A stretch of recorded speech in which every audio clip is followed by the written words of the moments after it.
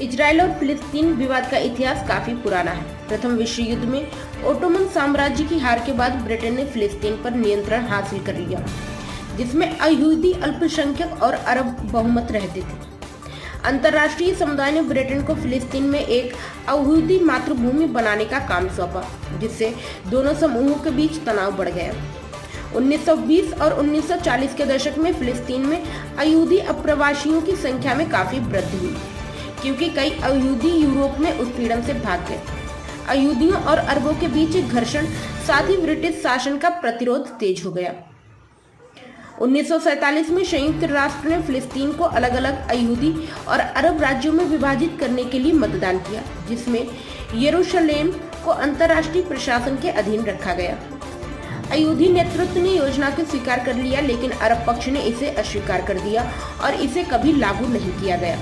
पिछले कुछ वर्षों में इजराइल और फिलिस्तीन कई झड़पों में शामिल रहे हैं, कुछ मामूली, कुछ विनाशकारी, जिसके कारण हजारों लोगों की मौत हुई।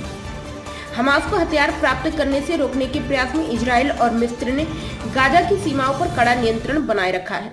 इससे गाजा में मानवीय संकट पैदा हो गया है। कई लोग भोजन और पानी जैसी बुनियादी आवश्यकताओं तक पहुंचने के लिए संघर्ष कर रहे हैं।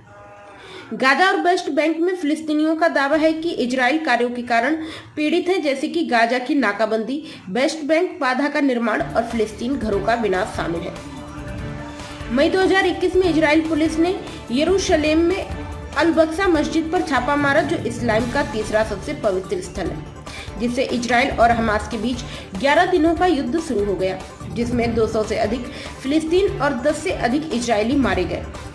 साल 2022 में इजरायली शहरों में कई आतंकवादी हमलों के बाद इजरायली बलों ने इजराइल के कब्जे वाले वेस्ट बैंक में कम से कम 166 फिलिस्तीनियों को मार डाला।